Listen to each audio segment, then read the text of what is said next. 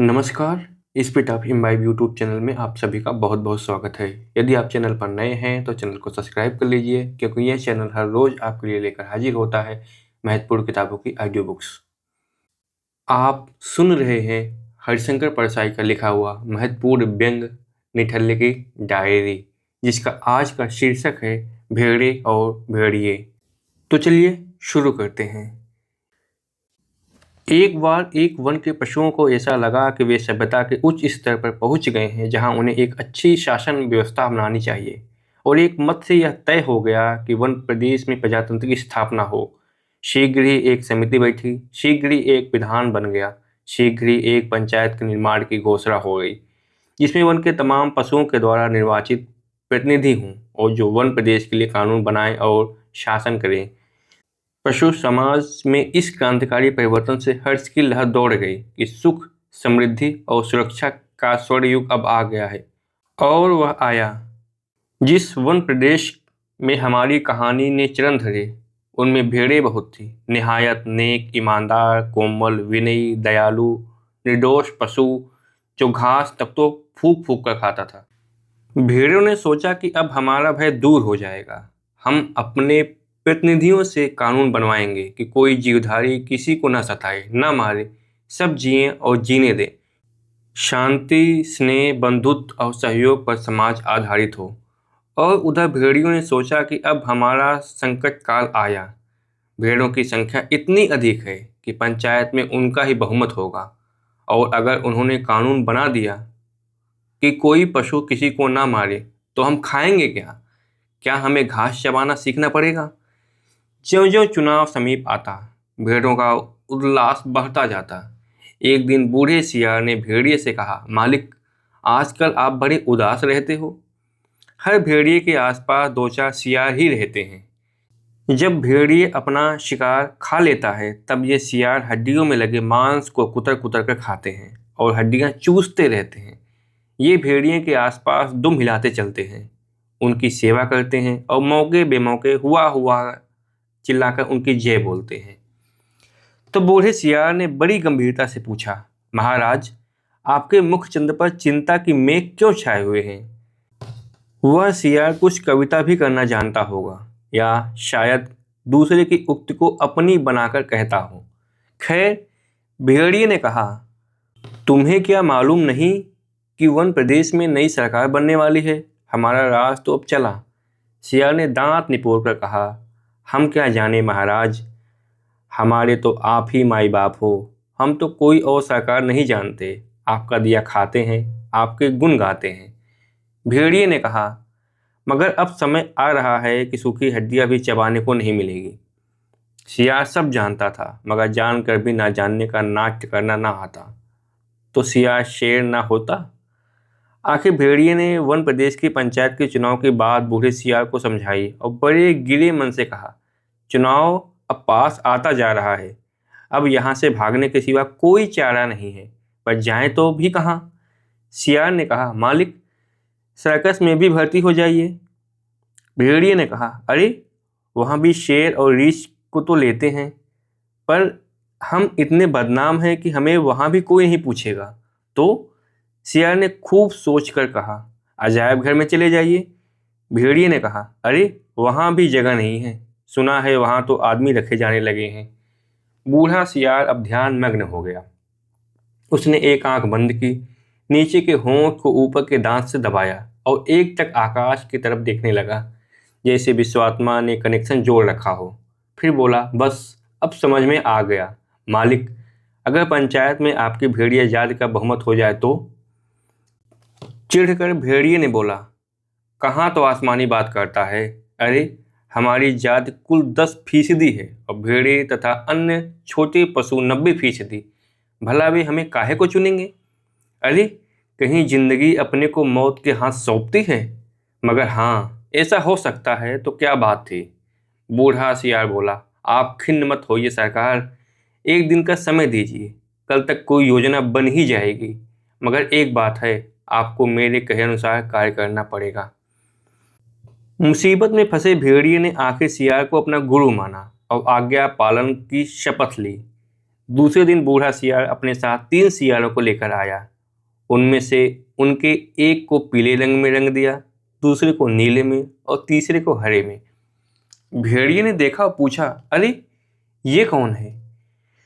बूढ़ा सियार बोला, ये भी सियार हैं सरकार, रंगे सियार हैं। आपकी सेवा करेंगे, आपके चुनाव का प्रचार करेंगे। भेड़िए ने शंका की, मगर इनकी बात मानेगा कौन? ये तो वैसे ही छल कपट के लिए बदनाम है। सियार ने भेड़िए का हाथ चूम कर कहा, बड़े भोले हैं आप सरकार। अरे मालिक, रूप रंग बदल देने से तो सुना है आदमी बदल जाते हैं, फिर ये तो सियार हैं।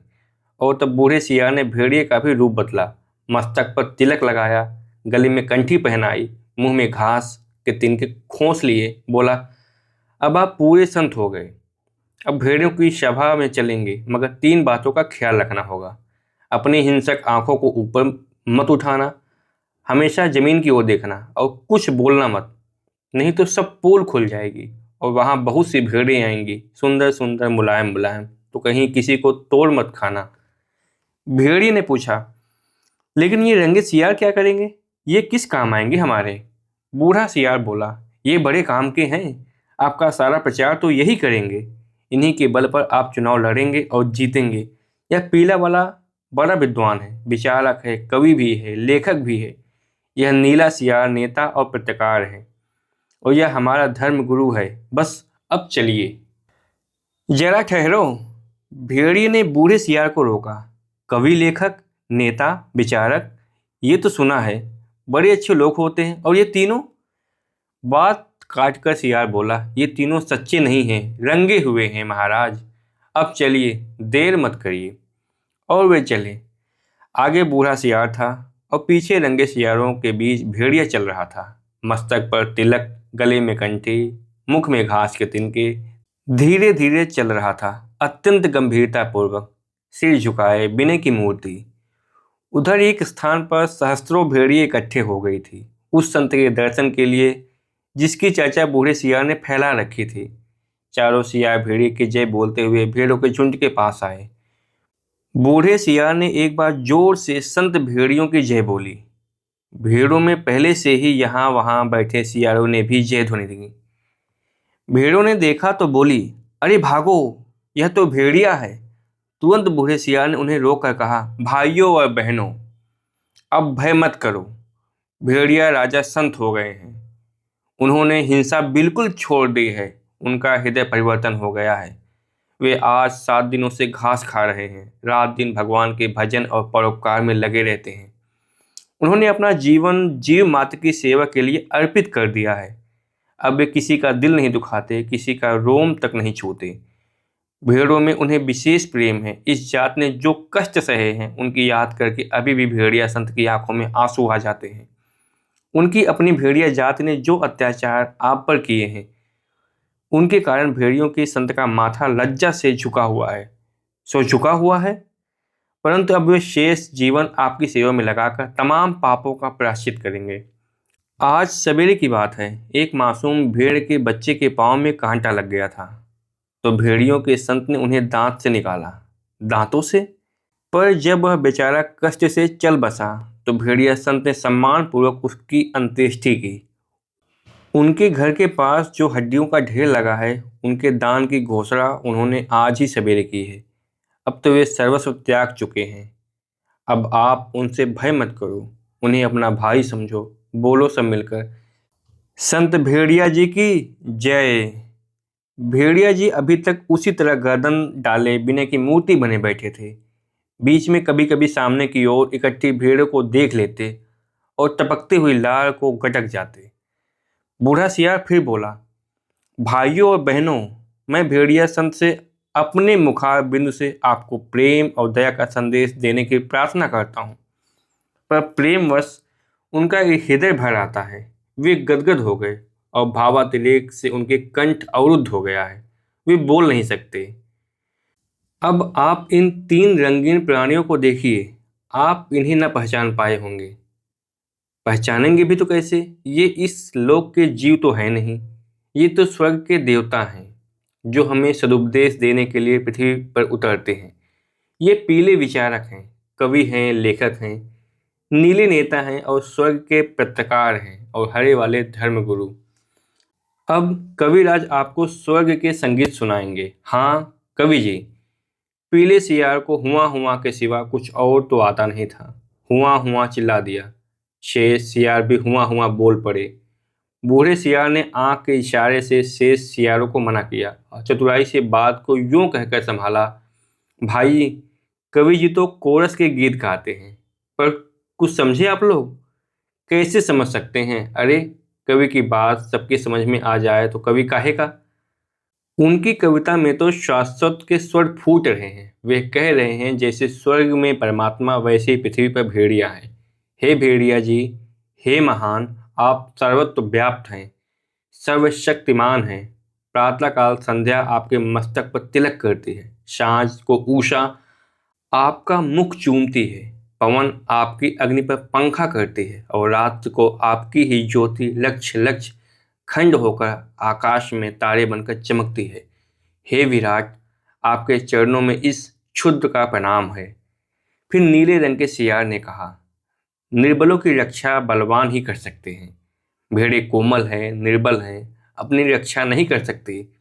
भेड़िया बलवान है, इसलिए उनके हाथ में अपने हितों को छोड़ निश्चिंत हो जाओ। वह भी तुम्हारा भाई है। आप एक ही जाति के हो। तुम भेड़, वह भेड़िया, कितना कम अंतर है। और बेचारा भेड़िया व्यर्थ ही बदनाम कर दिया गया है कि वह भेड़ों को खाता है। अरे खाते और हैं, हड्डियां उनके द्वार पर फेंक दी जाती है। वे व्यर्थ बदनाम होते हैं। तुम लोग तो पंचायत में बोल भी नहीं पाओगे। भेड़िया बलवान है, यदि तुम पर कोई अन्याय होगा तो डटकर आपके साथ खड़ा होगा। इसलिए उनकी हित रक्षा के लिए भेड़िया को चुनकर पंचायत में भेजो। बोलो सब, भेड़िया की जय। फिर हरे रंग के धर्मगुरु ने उपदेश दिया, जो यहाँ त्याग करेगा वह उस लोक में जाएगा। जो यहाँ दुख भोगेगा वह वहाँ सुख पाएगा। जो यहाँ राजा बनाएगा वह वहाँ राजा बनेगा। जो यहाँ वोट देगा वह वहाँ वोट पाएगा। इसलिए सब लोग मिलकर भेड़िया को वोट दो। वे दानी हैं, परोपकारी हैं, संत हैं। मैं उनको हाथ जोड़कर प्रणाम करता हूँ। यह एक भेड़िया की कथा नहीं है, यह सब भेड़ियों की कथा है। सब जगह इस प्रकार प्रचार हो गया। भेड़ों को विश्वास हो गया कि भेड़ियों से बड़ा कोई हित चिंतक और हित रक्षक नहीं है। और अब पंचायत में चुनाव हुआ तो भेड़ों ने अपनी हित रक्षा के लिए भेड़ियों को चुना और पंचायत में भेड़ों के हितों की रक्षा के लिए भेड़िए उनके प्रतिनिधि बनकर गए। और पंचायत में भेड़ियों ने भेड़ों की भलाई के लिए पहला कानून यह बनाया, हर भेड़िए को सवेरे नाश्ते के लिए भेड़ का एक मुलायम बच्चा दिया जाए। दोपहर के भोजन में एक पूरी भेड़ और शाम को स्वास्थ्य के ख्याल से कम खाना चाहिए, इसलिए आधी भेड़ दी जाए। यह व्यंग यहीं समाप्त होता है। यह व्यंग आज के राजनीति का एक यथार्थ रूप प्रस्तुत करता है। आपको यह व्यंग कैसा लगा? आप अपने सुझाव कमेंट बॉक्स में जरूर बताइएगा। फिर मिलते हैं अगले व्यंग के साथ। जय हिंद।